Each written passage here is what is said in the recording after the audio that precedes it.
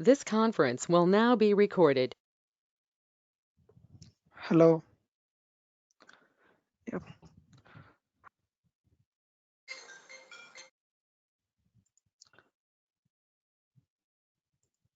Yeah, no problem. So Ramakrishna, Himanshu, and Shams.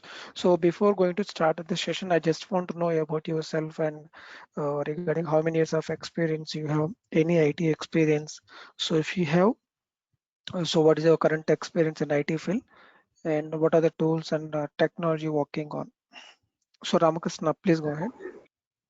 I myself is Ramakrishna. I have a total 6.5 years of experience. How many My years? back How many? Sorry, so how many years of? 6.5. Okay. Uh, Yeah. and my background is complete ETL. Currently, as a Okay. testing, currently I'm working as a ETL tester. So, Okay. So what are the ETL tools you worked on? Informatica and SSIS, MSB Okay, Informatica. technologies. Yeah, MSBI. Yeah. Got it. Informatica and MSBI. Okay. So any experience on SQL? I think you are already Yeah, having, right? SQL. yeah, So what about Unix shell scripting? yeah. Unix also we are using Unix scripting. Yeah, like we are Okay. using for the running the jobs, right? By using the comments, list Correct, command, correct. and correct command. Yeah, that was. Exactly. So to do the automation kind of for the daily running job, so we need to automate through using the shell scripting only. Yeah, Yeah. and So next mainframe one. also we So are using. sorry. Uh, Mainframes also we are using currently. Mainframe oh main. sessions. Okay, mainframes you're using for storing the data, RDBMS, right? Yeah, Okay, got it, got it. So you mainly worked on ETL too. Now you just want to move your career to Big Data, Hadoop, Spark. yeah. Got it. Hey, next to Himanshu. Yeah, please go ahead. Yeah, so hi Archa. So I have total 6 years of experience and I am a SQL PL/SQL developer and PLSQL, right? yeah, PL/SQL, SQL PL/SQL developer and I know the Unix commands, not like cell scripting level, but I know the basic commands. So basic in sense actually. So will you able to understand the how the coding was done in the shell scripting by seeing the code? Will you able to Yeah. understand?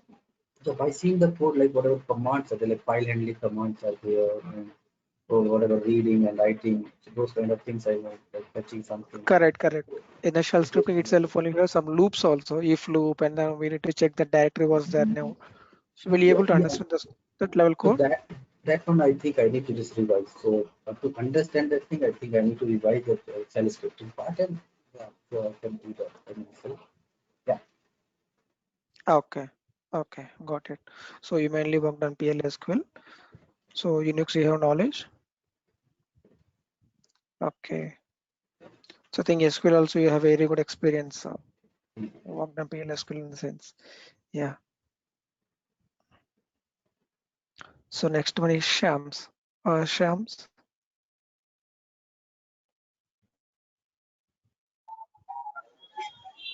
7 years of experience. Yeah, 7 years of experience into which technology, Shams? I'm working as an Informatica developer. Okay, same ETL background. Okay, okay.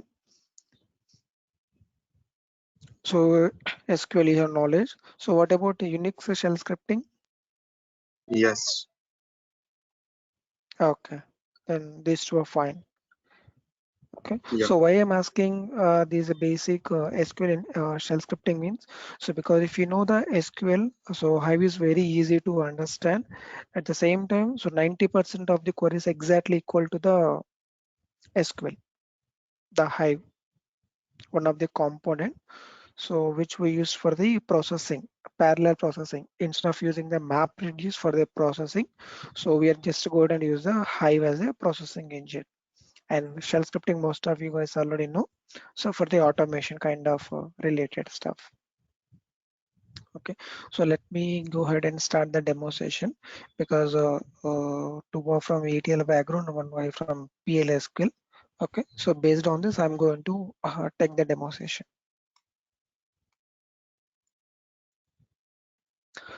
So can anyone know what you mean by Hadoop? We heard about these names and keywords in the market right now. So it's very buzz keywords, right? So the market. Yeah, Any yeah, any idea about the what is Hadoop and everything? yeah, it's a processing of the billion records of at a time. It's like a semi-structured and like a SQL is RDBMS is only for the structured oriented. It's Hadoop is a complete semi-structured also. It's a processing with the billions of records and also distributing the various nodes and all the things, different platforms. Correct. Easy. So somewhat it yeah correct itself only. So but the people who are working on this SQL side, they know the how much data I get in a daily basis. At the same time, so how we are handling the data is also a different case. Okay. Compared with the Hadoop as well as the MapReduce and the same thing we have in the Spark also. So before entering of this entire demo system, so let me introduction for myself. So myself Harsham. So I'm close to 8 years of experience into the big data and Spark world only. So I worked on different components. So okay, end-to-end migration projects from the cloud services like on-premises data to the cloud services like a GCP cluster. Okay. So where we can move the trillions of records. It's a kind of e-commerce project. So where we need to move the trillions of record on daily basis. Okay. So that project we worked, it's a wonderful project. And I worked on different components like HDFS, MapReduce, Hive, Pig, Scoop, okay. And Azkaban, one of the scheduling tool. Anyone knows about the Controlium, Tivoli, IBM Tivoli? No. Yeah, I worked on Tivoli. Okay. So you know those are the scheduling tools, right? Scheduling tools. So in Hadoop also we have the scheduling tools called Azkaban, Woozy, okay. And related to the Spark, I worked on Spark, Spark SQL, Scala, HBase. Okay. So recently our entire data is moving to the Azure for the current project. Okay. So that's all about myself. And so let me start the demo session. So now you guys will get understand. I think someone joined.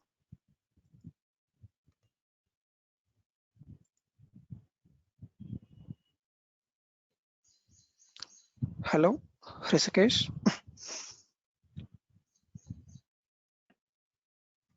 Hello.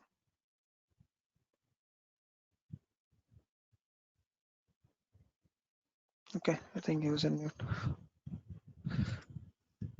Yeah, let me start the demo session. See, so first of all, Hadoop is an open source object-oriented Java-based platform for storing and parallel processing of very large data in a distributed cluster of commodity hardware.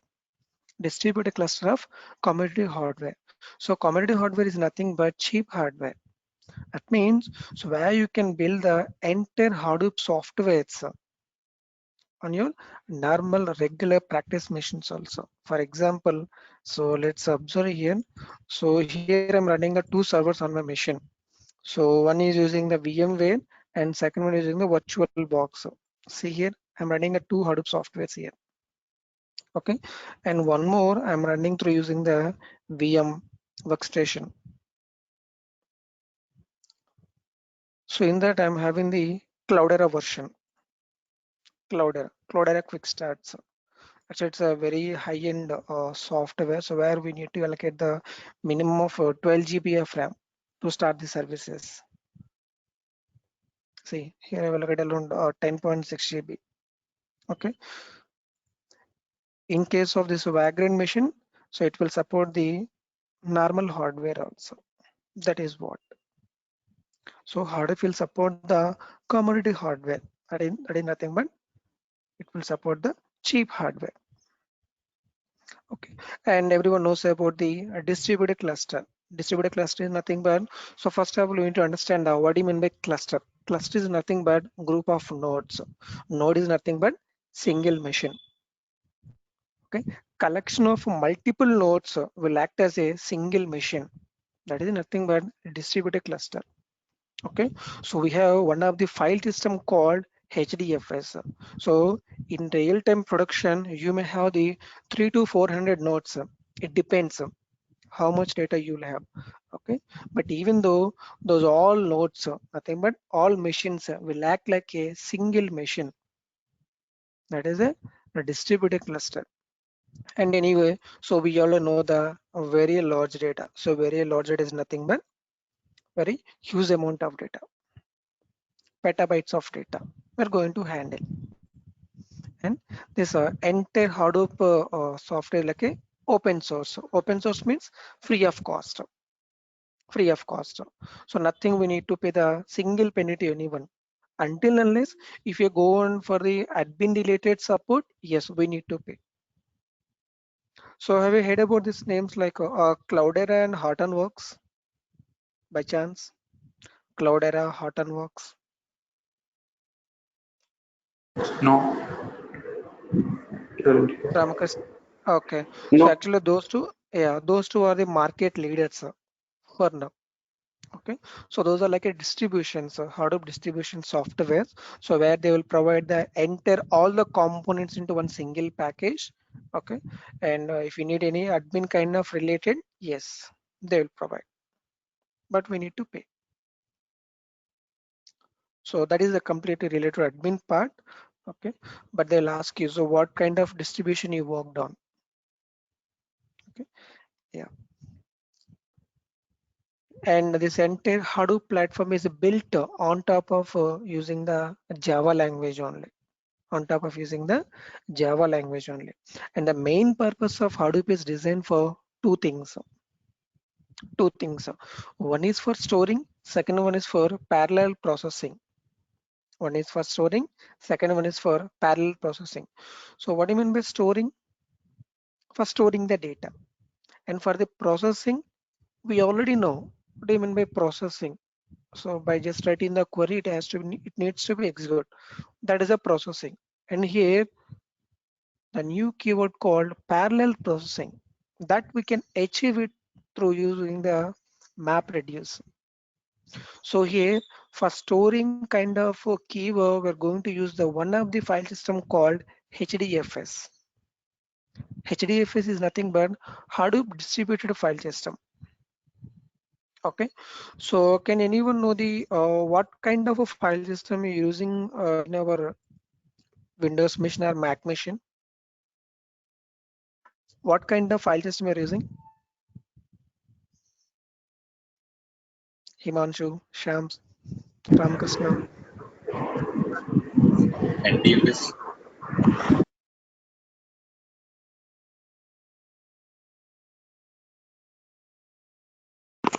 Yeah, perfect. What do you mean by NTFS? How the data will internally stores? Any idea? Network file system. So Exactly. Network transfer file system. How data will internally stores? How the data will internally stores? Let me explain you. Say, for example, here, let's go ahead and take the one simple Excel sheet file. So just go ahead and go to the properties here. Observe here. So what's the size of the file here? 6 KB. What's the size on the disk was? 8 KB. Why? Actual size of only 6 KB, but it occupied 8 KB. Why? Can anyone having idea? So why it got stored extra amount? Why it needs extra amount for the Himanshu, Ramakrishna? Any guess?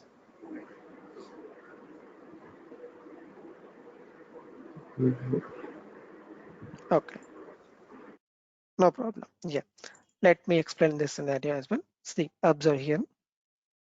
This is my Windows 10 machine. So this is my hard disk. Internally, how the data will be stored in the form of blocks. If you take the any kind of file system, internally your data will be stored in the form of blocks itself only. If it is NTFS, your block size was 4 KB. Your block size was 4 KB. Now just imagine the case here. Okay, so what's your actual file size was 6 KB. Then how many number of blocks are required for storing the data? How many number of blocks are required? Obviously 2 blocks.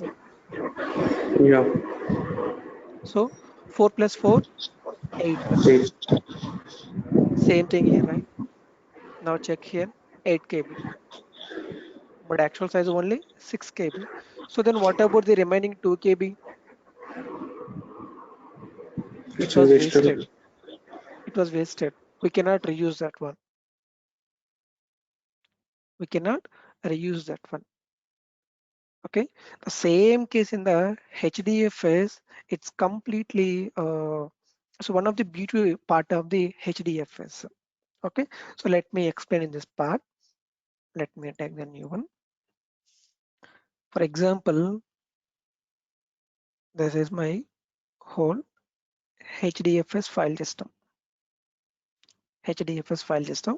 So now I'm having the one of the file called sample.txt. Sample.txt. This file size was around 150 MB. 150 MB. Okay. So here in HDFS, the default block size, if in case if you are using the Hadoop 1.0 version, the default block size was 64 MB. Okay. If you're using the Hadoop 2.0, the default block size was 128 MB. Now companies are trying to use the 256 and 512 MB as a block size. So if you're having the block size more, the way of storing, the way of a parallel processing is completely different. Okay, so why it means I'm going to tell you in the next couple of minutes. So before that, we need to understand the main part here. So here, what's the file size? 150 MB. So for storing of this 150 MB file into my HDFS file system, how many number of blocks are required? Total 2 blocks are required. If in case my default block size was 128 MB. Am I correct? Yes. So here 128 MB is completely full. There is no doubt. So out of 150 MB, 128 MB is completed. So remaining 22 MB will be up to here, up to here. So Yeah. out of 128 MB, so 22 MB is gone. So here, what about the remaining 106 MB here? There is a wasted or how?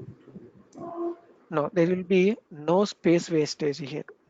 That remaining space will be appended to your cluster. So I'm just using the keyword called append. That space will be appended to your distributed cluster. That means there is no space wastage. Suppose imagine the case your cluster size was 1 GB. So now almost 150, if in case 2 blocks means 256 MB will be gone in case of Okay. normal. If it is HDFS, only that exact 150 MB only space will be utilized. That remaining Okay. 106 MB will be appended to your hard disk space only. Okay. So that's a beauty part of the HDFS. So clear? So anyone having the doubts related to the block concept in HDFS? So in the NTFS, the file system which you stored four blocks. So in that, the second, if it is 6 bytes, so the second 2 bytes is wasted. Exactly. The 2 bytes will be wasted. Not bytes, actually it's Okay. KBs. 2 KB will Yeah, be yeah. wasted. That we cannot reuse. That we cannot reuse. Okay. Here we can reuse in HDFC. Exactly. In HDFS, that space will be appended to your hard disk only. That means automatically when the new file will come to your file system, that space will be utilized for the next files. Yeah. What the, do we have any default block size for SDFS or we need to provide that block size in SDFS? No, default, see, if you're using the Hadoop 2.0 version, it's a default block size of 128 MB. If you're using the Hadoop 1.0 version, it's a 64 MB. Okay. And if you want to configure it more, yes, we can configure it. I think Ramakrishna from your side actually a little bit noise is coming. Yeah, yeah. So when you want to speak, just unmute your mic and speak. Okay. Thanks for understanding, Ramakrishna. Yeah. So from Hadoop 2.0 onwards, we're using the 128 MB as a default block size. Yes, if you want to configure it, yes, we can. Okay. So in your machine, just imagine the case. In your machine, you are the administrator as well as you are the developer. Yes, you can go ahead and set the properties. So there is a file called hdfs underscore site.xml file will be there. So where you can configure the all the settings related to the HDFS. Okay, and in real time, administrator will be taking care of. So here, so why companies are trying to use the more less block size? Any guess? Any idea? So why the companies are trying to use the more as a block size? Maybe due to performance. Perfect. So what kind of performance? It will be processed and it will be append to the hard drive, right? Your local disk. By that time, it will be Correct, correct. processing the records. That time, it will be impact. Exactly. Correct itself, Ram. But how it will achieve? The way I'm asking. So the way of process I'm asking. So before explaining that There will part, be less number so of just try to IOCs. understand. There will be less number of IOCs, what's that? Yeah, input output almost. seeks on the You're disk. Yeah. exactly. Pretty close, Shyam. You are pretty close to that answer. Okay. So before explaining that part, a very close real-time example I'm going to explain you. So before that part, just come here. So everyone is familiar with the Bahubali movie, right? So I just want to store that 1 GB file into my NTFS file system. My NTFS file system.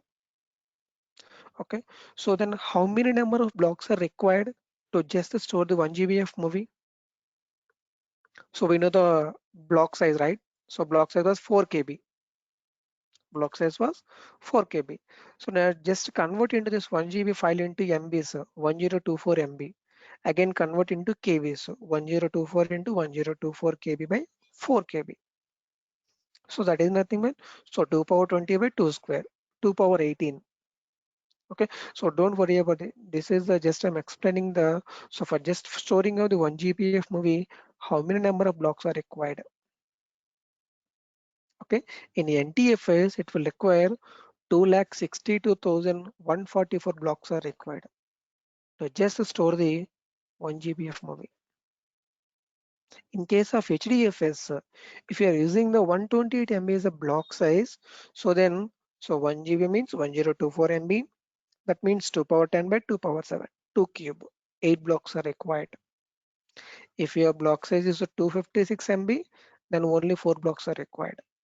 If it is a 512, only 2 blocks are required.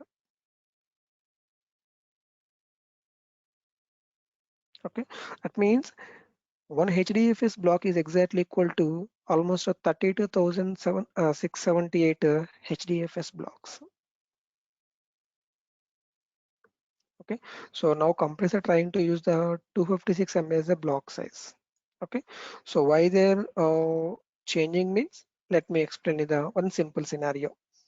Okay, so now you have the 100-liter water can. So you just want to fill it to the 1-liter bottle. 1-liter bottles, one plus one plus one plus. So we have 100 bottles. So for filling of each bottle, it will take the 1 minute of time. So for the completing of the all 100 bottles, so how much time it will take? Maybe greater than or maybe exactly equal to the 100 minutes of time. Okay, so just imagine the case if you have the 50 liter of can, then you can directly spill that 100 liter of can to the 50 liter cans. So hardly it will take 5 minutes of time. Why? Shams, could you please explain why it happened here? Why it took the less time? Here again, you need to fill and again you need to take another can, right? In above scenario, 1 liter, Exactly. 1 liter. Correct. Reliance input output. Whatever the below scenario. There is no need to wait for much time, and also it will take at a time 50 liters, right? There it will in above scenario it will take 1 liter only. Perfect. Same thing.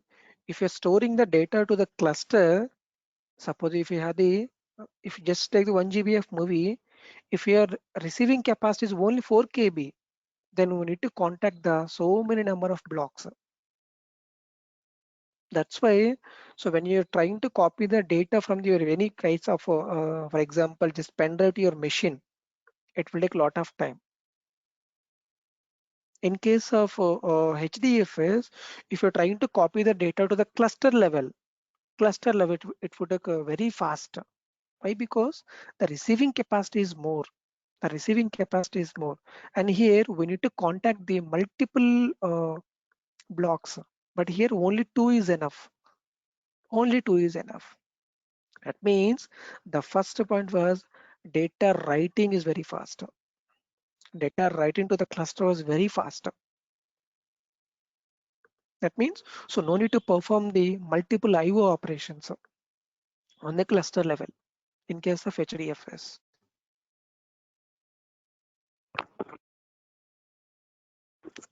Next thing, just imagine the vice versa case.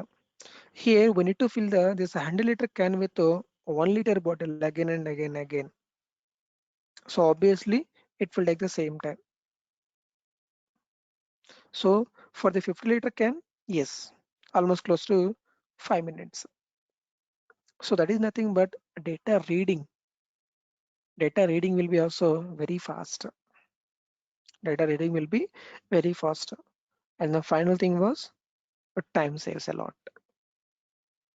That's the biggest difference between the NTFS and HDFS. So any doubts regarding this one? Ramakrishna, Shyam, As of now, I'm Himanshu. clear. Okay.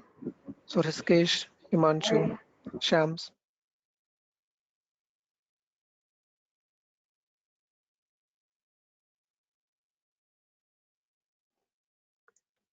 Yeah. So most of you guys come from the ETL background, right? So let me take the one simple example. You will get very pretty close answer. So you will get it. Okay. So ETL means actually so extraction transformation load. Okay, so just imagine the case. So Reliance is one of the biggest company in India. So they're having the different businesses actually: geo, infrastructure, digital, trends, finance, jewelries, oil and gas. Okay, so before Hadoop came into the market, so they have only one option to store the data into the RDBMS. They have only one option: store the data into the RDBMS. Okay, so what kind of data it will support in RDBMS? What kind of It's data? it's only structured. Exactly. So the data should be in the form of structured format, nothing but tabular format, rows and columns. Then only it will support to the RDBMS. Then we can store the data into the RDBMS. So initially, if you just imagine the case here, so initially, are they providing the same kind of data? Geo, infra, digital, oil and finance, these different sources of data we have, right? So all the sources are generating the same kind of data. Are they generating the same kind of stuff? No. No. So initially they will generate the raw data. Raw data is nothing but it's a combination of unstructured data, semi-structured data, as well as structured data. Okay, so just imagine the case. So here I'm having the 100 GB of data. Out of this 100 GB, by applying some ETL transformations, okay, so E means extraction. So we need to establish a different sources connection to the this transformation informatica ab initio. So whatever using, after that we need to apply some transformation techniques. Okay, how the client will share it with you. So based on that, so we need to apply some transformation conditions. So then this raw data will be converted to the structured data, maybe 80 GB. So out of 100 GB, only 80 GB will be transformed to the structured data. So what about the remaining 20 GB then? What about the remaining 20 GB? It will be wasted. Exactly. So in the 20 GB, you may have the very valuable information, maybe customer feedback information, maybe customers info, maybe customer images, okay, maybe the logs information, the previous history information, the search logs, whatever it is. Okay, but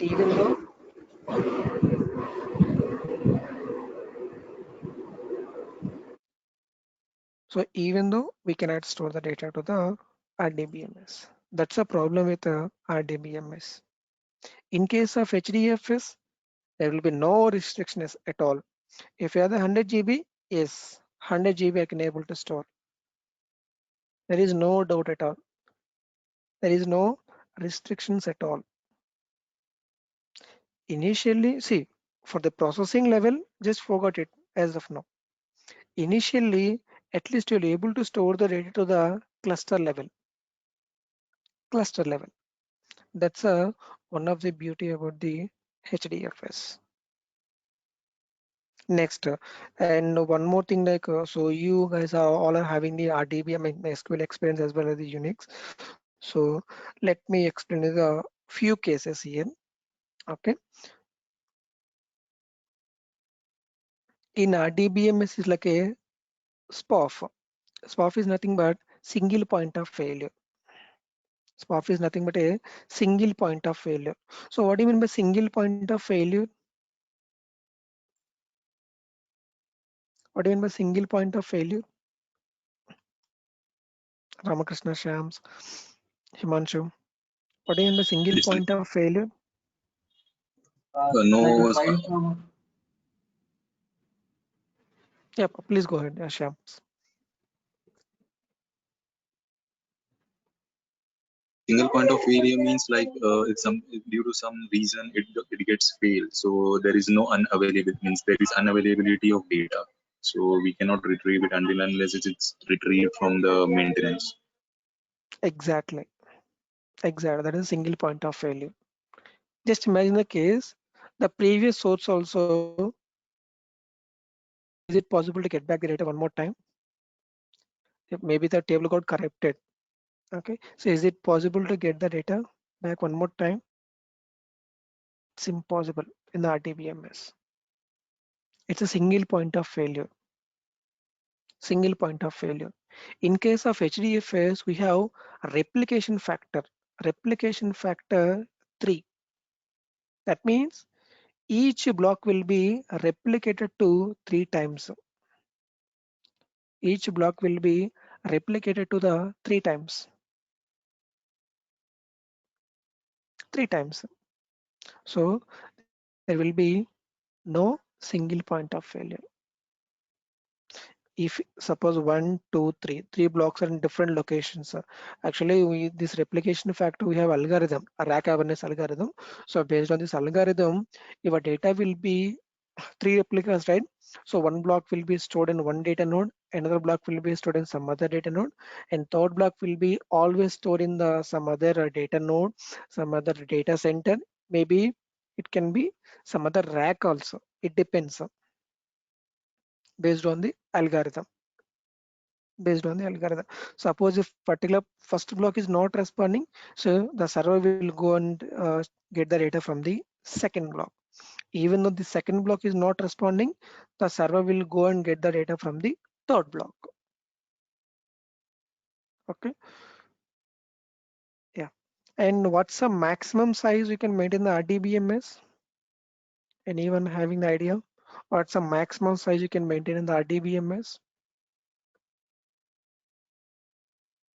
Maximum size was 8 petabytes. In RDBMS, we can maintain up to 8 petabytes. Okay, so if it is cross, then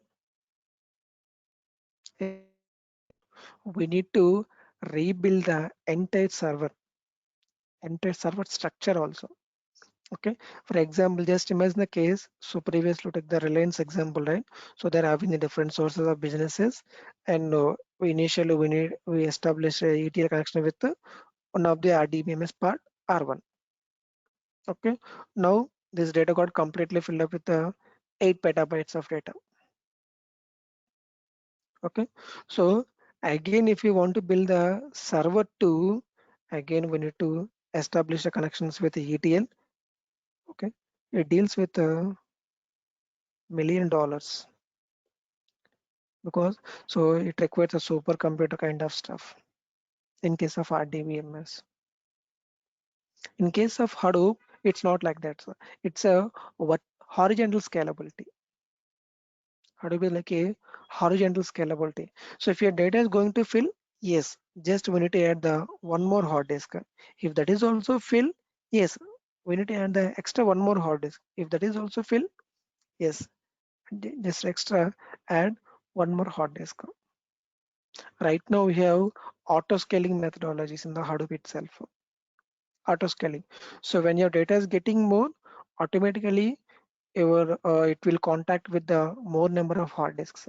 If your data is getting less, I mean you transfer it to somewhere else, then it will be released from the server as well. That is auto scaling methodology.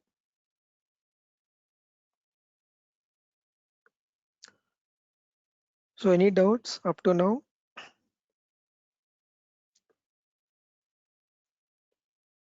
No, sir. In Hadoop, there is no single point of failure, right? Yes, there is no single point of failure at all. And that too here, one more thing I forgot to explain here. Here the minimum replication factor 1, default 3, and the maximum you can maintain up to 512 times. That means one single copy will be, you can maintain up to 512 times. Here you can get the doubt like, sorry, if you go on maintaining this many number of replicas, so will it be affect to our cost maintenance or something? Yes, but even though here we just go ahead and investing on the hard disks only,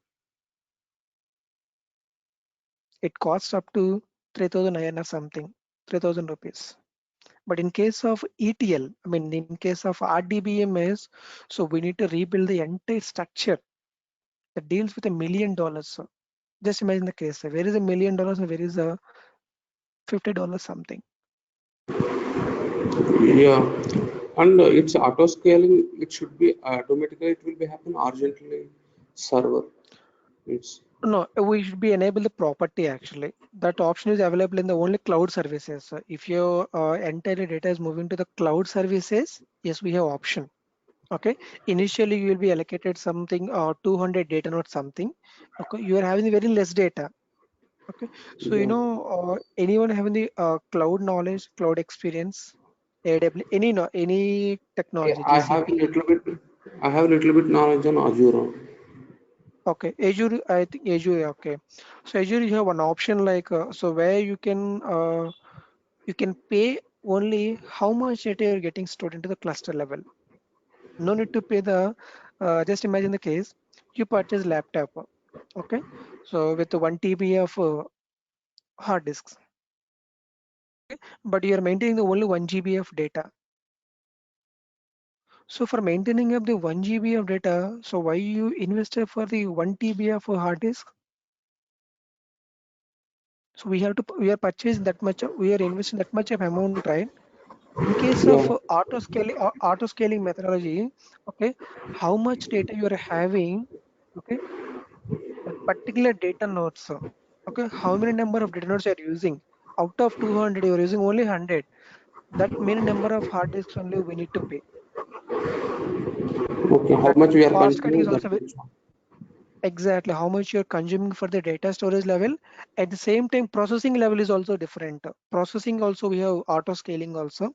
So just imagine the case of while going maybe Amazon beginners some sales going on, right? Flipkart big billion day sales. So while that time everyone will be ready to go and purchase the some item because of discounts or something. So at that time the site hits are more. Okay, it should be always 24 by 7. Okay, it should be run up and running. So at that time, so we need to allocate the more RAM internally. Okay, so Yeah. that anyway that part will be taken care by the administrator. So as a developer, we just need to take the data from the HDFS and we need to process it. That is our agenda actually. Okay, so the whatever the storage level, that part will be taken care by the administrator. Nothing to worry about that part. Okay, so anyone having a doubts? The block concept and the comparison with RDBMS.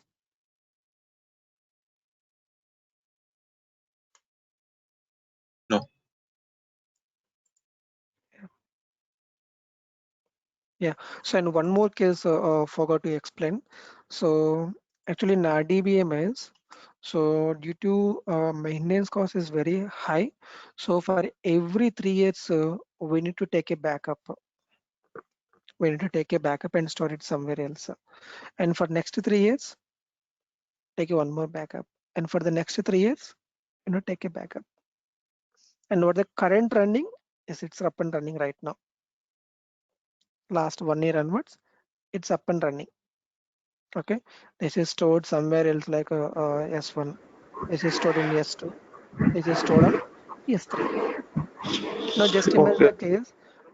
I just want to analyze the last 10 years of data in RDBMS. I just need to process the last 10 years of data.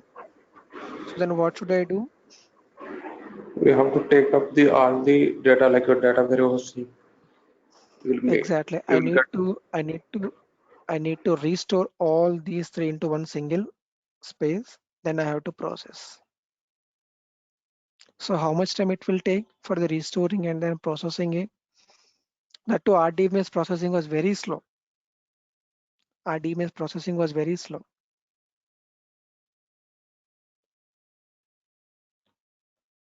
Okay, so this is actually data over computation. Data over, I will explain that part, processing part. Okay, so just concentration give the here. So in case of Hadoop, so whatever the data you're maintaining, even the petabytes of data, suppose if you're having the 7.2 petabytes of data, that whole data 24 by 7, 365 days, always available for the processing. So there is no backup concept. Okay, anyway, we're maintaining the replications factor 3, and that too, our data will be always available. That is one of the beauty part of the Hadoop. So got it? Any doubts? In Hadoop, there is no backup concept, right? It's a Yeah. Oh, which one? in Hadoop there is no backup. Like we need to take a 3 years data, like 5 years data. We need to maintain the data warehouse. From there Not we need to. required, right? Not required because Yeah. so whatever the data you're maintaining, the data is already we're replicating it to the multiple locations as well, and the data will be always available. So why again we need to take a backup and why we need to again processing it for the related? Not required, right? Yeah. That's what my understanding is correct. That's what I'm confirming Yeah, with you. Yeah. it's correct only. So whatever the data you're maintaining in the in the Hadoop side, the data will be always available. And this is like a completely computation over data. I will explain you that part as well. Okay. So I think And no also, doubts, right? Up to now. Harsha, Yeah, one go ahead. doubt is there. Yeah, Like, go ahead. as you said that 7.2 petabyte data is there, so it's like a replicated in three places also the same data in case of any corruption happen. Is it like that? Very good. Because, Correct. So even though if any something is happened to the cluster, right, we have rebalancer concept. Because see, the whole data you can't maintain in a single location, right? Even though if your data maintaining the on-premises cluster. So on-premises means wherever the client is located, on the same location you're maintaining the data. Okay, so we have, let me show you to the how they are maintaining the servers actually. So pretty simple.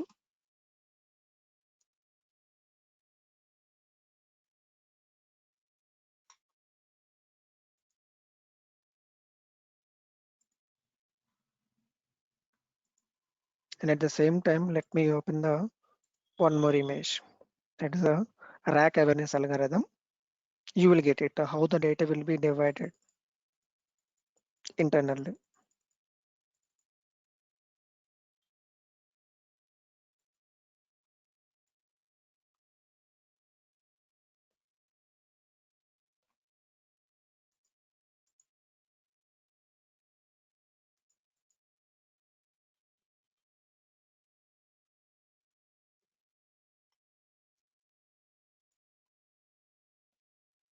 Yeah, if you everyone able to see, right, this one.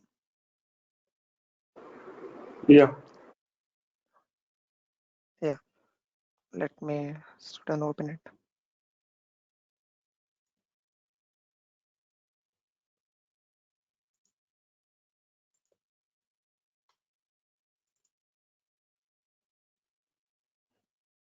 Yeah, so what we can call keywords called, this is like a one single rack. This is like a one single rack. And this is like a another rack. Rack 2, rack 3, rack 4, rack 5, so and so on. And this individual part is there, right? This particular horizontal one. Okay, this you can call it as a data node. That is nothing but hard disk. That is nothing but hard disk. So how the data internally stores here means, so Himanshu, for your question, so you'll get the answer here. Observe here.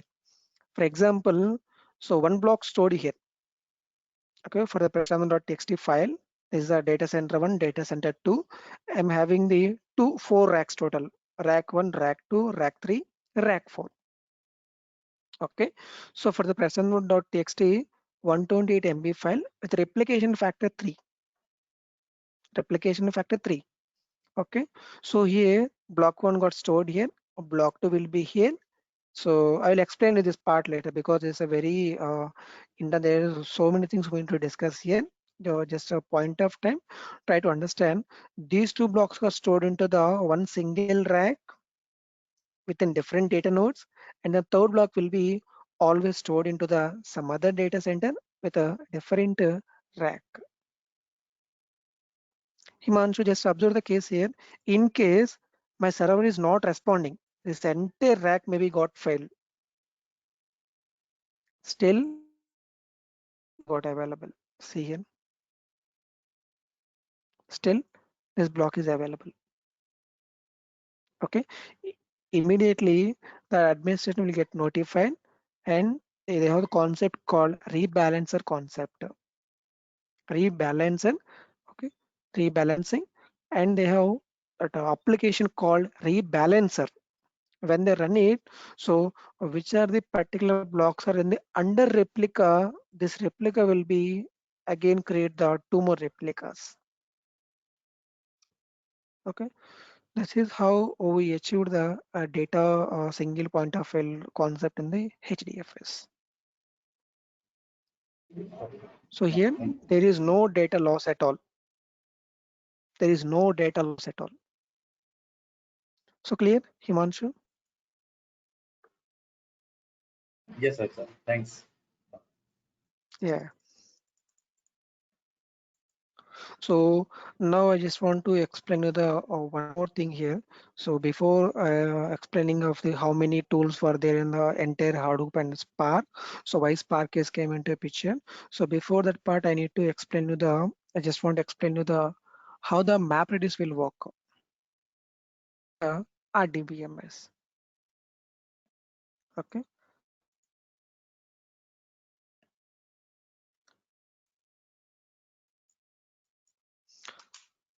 Yeah, so now let's take the, so everyone is now facing the same issue. I'm just taking the simple real-time example. Okay,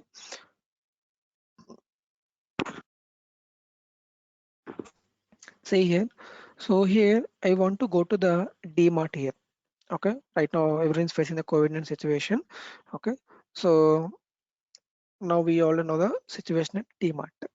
So you are staying around 20-kilometer distance to the DMart. So how much time it will take to the go to the DMart? 1 hour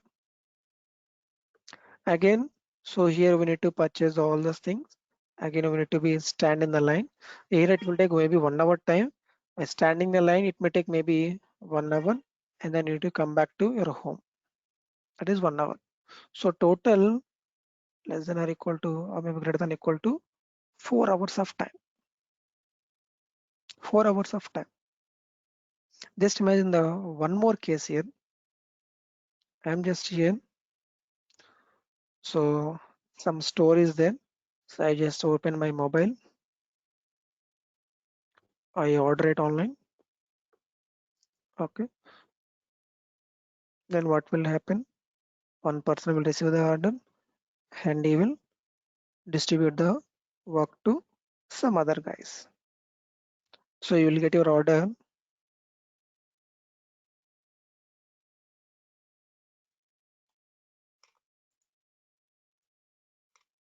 1 second, guys. Stuck.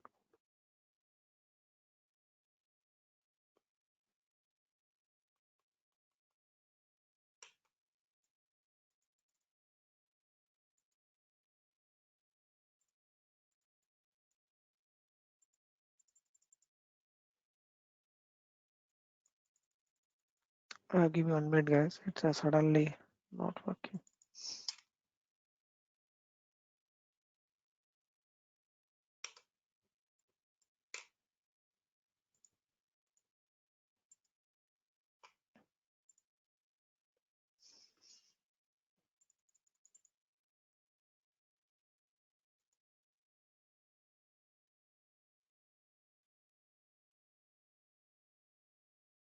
And then it's gone now. Yep, no problem. Yeah, let me try it one more time. So we are here. So demand will be here. So 1 hour journey. 1 hour will be here and standing in the line for 1 hour to come back to your home. That is for 1 hour. So close to 4 hours of time. Just imagine the one more case. We're ordering it through mobile. So directly it will go to the store person.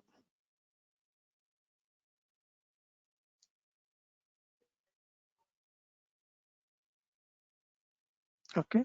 So here you will get the order within 40 minutes. Why? Can anyone justify this case?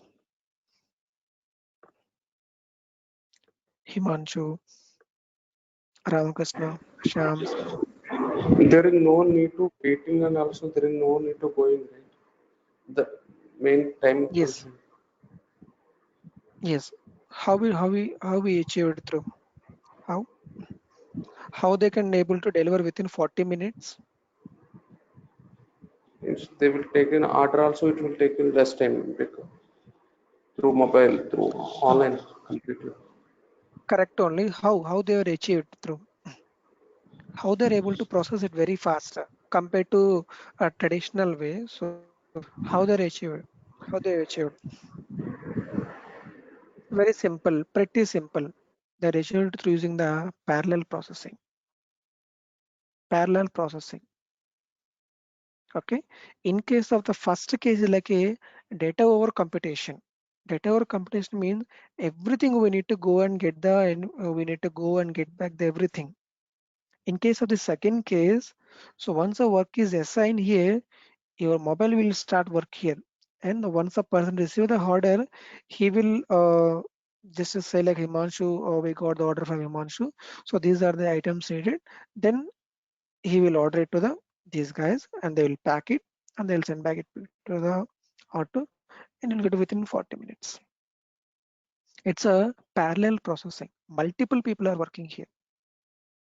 Multiple people. In case of here, we need to work everything. Okay. In case of RDBMS also, it's happening the same thing. Okay. Just imagine the case. This is your server. You are here. You are here. So you're just trying to get back some data. Select a star from, you have a very big table, around 20 GB of data. Around 20 GB of data is got available here. Okay. You just want to get this 20 GB of data to your terminal. If you just type the select a star from the table name, okay, that query having the size is less than 1 KB. Select a star from the table name or table T1. Select a star from T1. So what will happen? Maybe you are in some joint conditions, maybe. Okay, just imagine the case, very complex query you have. At that time, it has to process the, it has to get the data here and it needs to be processed here. It will take hell lot of time. Maybe it may take maybe 30 minutes of time to process. Imagine the case, maybe the table size around 20 GB something. All the tables are 4 tables we need to make inner join. And that too, internal some where conditions also we have filter conditions. So it may take maybe greater than 30 minutes also. In case of Hadoop, so one of the processing engine going to use called MapReduce. So where it will happen the parallel processing. Internal we have task trackers. Let me explain this part here. So this is nothing but, so as we could see, this is not only for storing. At the same time, here we have the RAM also. Here should be some RAM will be there, RAM here, here. Each and every node you'll have the RAM. Okay. So here data is, in case of RDBMS, your data is traveling from one location to another location. That is a data over computation. If a data is moving from one location to another location to get the output, in case of Hadoop, it's a computation over data. Wherever your data was there, our query will go and execute it, and by applying some conditions, it will go to process the parallel processing. It will give the output as early as possible. Okay. In MapReduce also we have so many options. Okay. Yeah. So this is a data over computation. That's the biggest difference between the RDBMS and MapReduce. For the few cases, actually, compared with the RDBMS, MapReduce was 100 times faster. 100 times faster. And Spark. So if you compare with the MapReduce and Spark is 100 times faster than the MapReduce for the few cases. Just imagine the case why people are now started using the Spark. Okay, actually we have a few problems in the MapReduce. So Spark is came into the picture. Spark is completely will run the queries on top of RAM only. It's a completely in-memory processing. Spark is actually very costly operation compared with the MapReduce. Spark is very costly operations. So any doubts? So we have 1 hour session only, right? So I can't able to teach the whole entire all the components in one single session. So I'm just giving the brief introduction about the why Hadoop is came into picture. Because of all these reasons only, Hadoop is came into the picture. Okay, and so I'm going to tell you the list of the components which I'm going to teach you. Yeah, so these are the components I'm going to teach. HDFS, MapReduce, Hive, and Pig is no one is asking right now. Okay, Pig is completely out of market. And Scoop, any one of the scheduling tool, Uzi or Azkaban. Okay, and we need to make a more focus on Spark. Spark, Spark Core, Spark SQL, Spark Streaming, Kafka, both are same, and any one of the NoSQL database, that is nothing but HBase I'm going to teach, and with a programming language called Scala with, and Zookeeper will cover in the HBase. HBase and the Kafka, Zookeeper will cover, and Flume is not required at all. Flume is like a log analysis purpose, and I'm going to teach you using the Cloudera or maybe using the Hortonworks. So based on your system configuration, if you're having the less configuration systems, nothing to worry. We have the one more server like a Vagrant machine. Okay, we developed it in our team. Okay, so that is a very easy, very close to real-time environment, very close to real-time environment. Okay, and comes to the project, and so after this sessions was done in Hive, very important. Okay, so I'm going to give the one assignment here.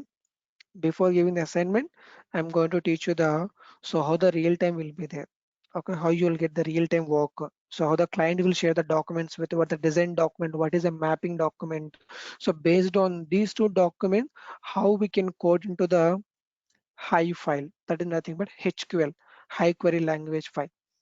Okay, so after the written the entire code in one single file, how can we automate this one using the shell scripting? That I'm going to tell you the project.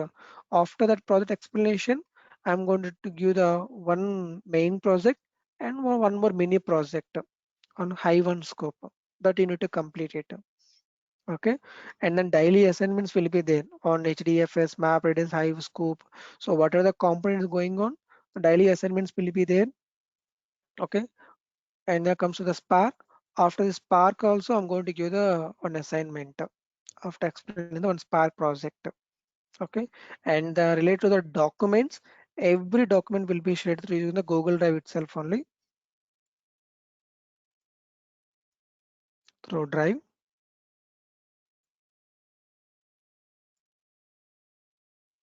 Yeah, this is how I'm going to share the documents with you.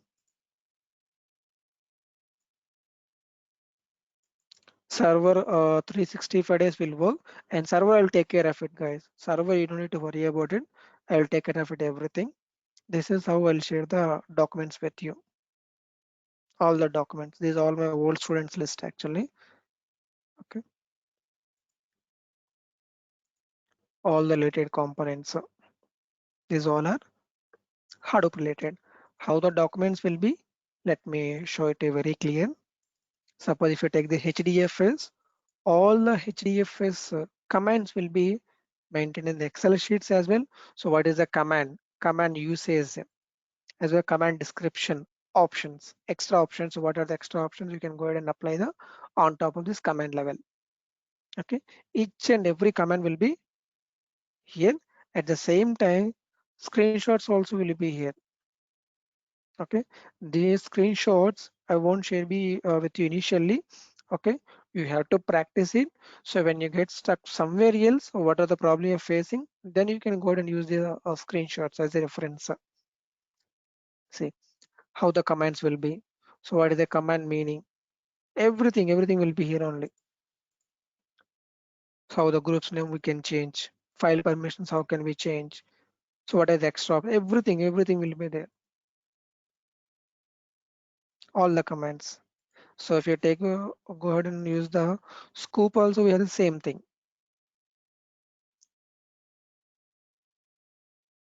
For example, if you take the scoop also, yes, scoop also same thing. All the commands will be listed in the Excel sheet. At the same time, all the screenshots. Everything was documented, guys. So for the documentation and for the server related, nothing to worry about this one. Okay. So once we have these documents, so no need to go for the Google also. I'm damn sure. Okay. So any doubts related queries, Hadoop and Spark, and this entire course will be 3 months, minimum 3 months, minimum 3 months. Okay. So, like, do we have any Spark related project also, real time project which you can show in Yes, time? absolutely. Himanshu, right? Himanshu, please correct me if I'm wrong. Yeah. Yeah, Himanshu, for the project related, nothing to worry about this one. So for your sake of, so believe I'm just opening the one of my project. Okay, it's actually client related. Okay, so this is how I'm going to explain you. Very pretty close to real time. Okay, so actually I changed my few names. Actually, these are client documents. Okay, these documents I won't share with you. Okay, I'm just go ahead and explain you the how this will be. Okay, how the client will get the requirement. This is a requirement, a design document. So what they need actually. Okay, so based on that, so we'll get some requirements here, inputs here, column names here. So this is how we need to prepare. So based on this a design and a mapping document, so we need to write a code here. Let me show you the code as well.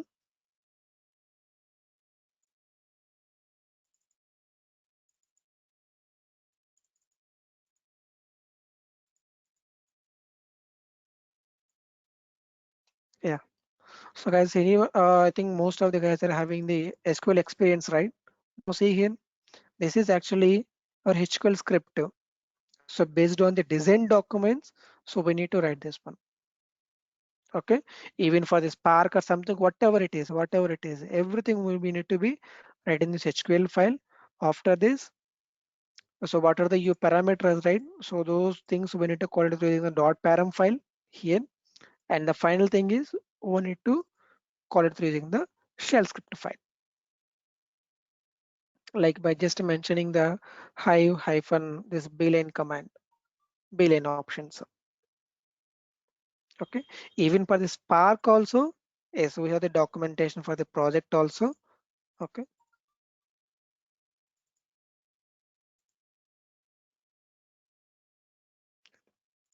yeah.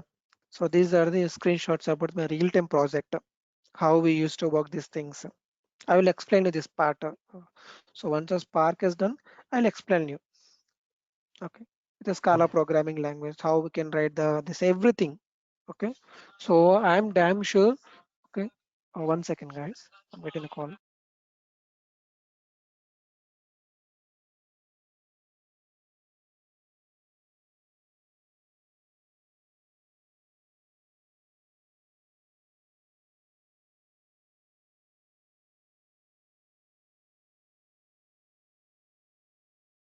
And one more thing, guys, I forgot to mention.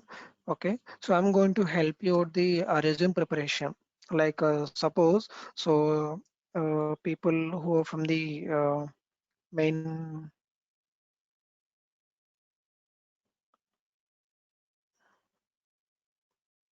So here, observe here, Ramakrishna and so Himanshu Shams, you most of the guys from SQL background and ETL background, right? So now you just want to switch your career to Hadoop.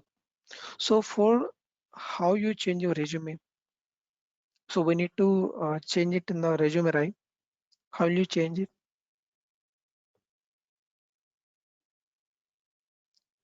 Ramakrishna, Himanshu, able to understand, right? Yes. Yeah. Just imagine the case. So in that case, how I'm going to help you out. So how we can change your existing project to Hadoop related. Okay. So you just took me the 1 hour session for your project, how it is going on. So how I'm able to convert it to I can able to convert it to the Hadoop project. Okay. So what are the roles and responsibilities you need to add in the resume that I will take care of it. Resume preparation. Okay, so once you enter into the job, any assistance, a job assistance, suppose if you're stuck in somewhere else, okay, just call me or you can just ping in WhatsApp. Okay, so till now actually most of the guys are pinging me daily in WhatsApp, also I'm supporting them as well. Okay, so resume preparation, interview preparation. Okay, interview related is nothing to worry about this. So after this course, I'm damn sure you can give the answers like a real-time 3 years of experience candidate.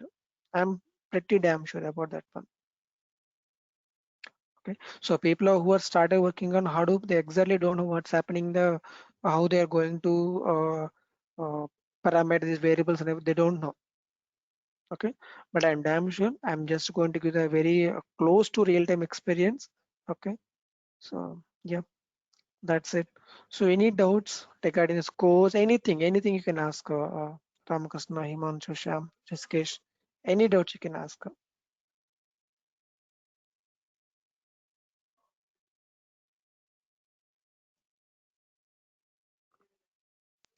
No doubts. Yeah. So Ramakrishna for you, Himanshu. No, completely course duration 90 days, right? Yeah, 90 days. Every day 1 hour session will be there, Monday to Friday. And so if everyone is free, then Saturday, Sunday also sometimes I will take. It depends. So for example, for the product explanation, right, it will require Yeah, continuous 2 hours of session. Then for yeah. that time, I may take maybe weekends. It depends. It Okay. depends upon the so how you're planning, right? Okay, it's a regular classes, right, or weekend batches? No, as of now it's regular only. So I need to check with the KMR as well if any weekend batches are going on. Yeah. Okay.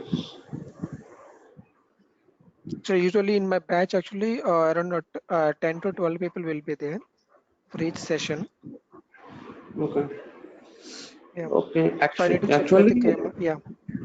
yeah, Go actually, ahead. my background, yeah, actually, my background is complete ETL testing.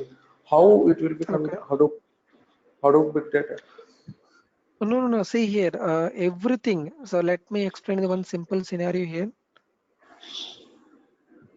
So now everyone is started using the big data, Yeah. right? So now, yeah, now entire the data got stored into the any RDBMS only. Any Okay. RDBMS only, they are storing the data, correct? So Yeah. now companies are trying to use the move the data to Hadoop. How they will move? How they will move? We have the one of the component called Scoop. It's kind of ETL. Hadoop is nothing but exactly ETL processing only. Hadoop Okay. is the way of work for the entire Hadoop is there, right? It's exactly 90% closely equal to the ETL processing only. But the tools was different actually here. HDFS, Map, Redis, Hive, Scoop are there. The naming itself only different, but the whole scenario is it's kind of ETL process. Just imagine Okay. one Okay. of the tool called Scoop. Just imagine one of the tool called Scoop, right? So here SQL is nothing but SQL. OOP is nothing but Hadoop. Hadoop. That means so where you can import the data from SQL to Hadoop. At the same time, we can export the data from Hadoop to SQL as well. Okay. This is how.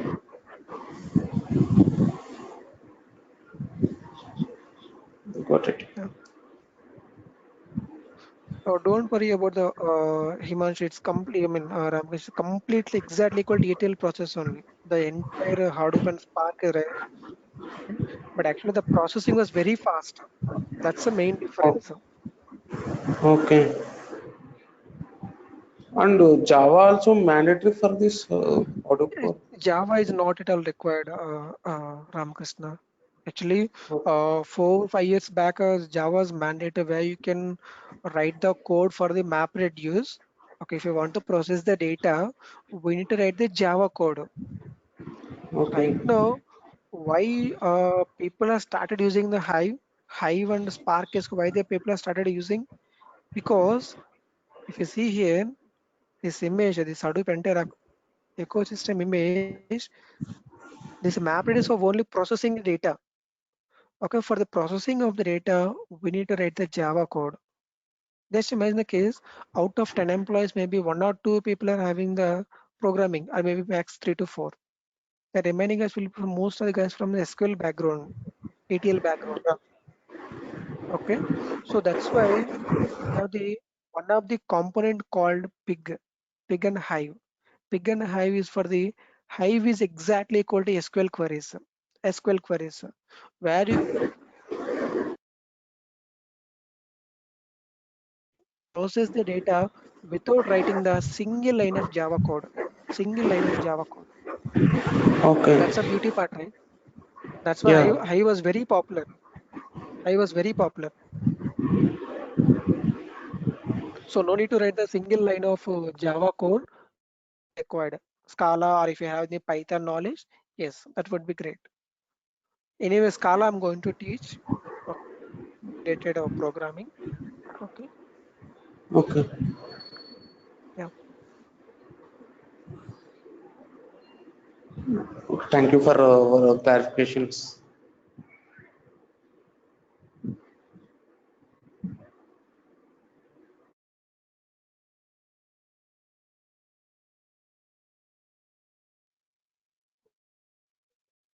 Yeah, no problem. Welcome. So if you have any doubts, you just okay to me time problem at all. Okay, if you have any doubt subject related, you can just call me or you can ping me in WhatsApp as well. Sure. Sure. Yeah. So okay.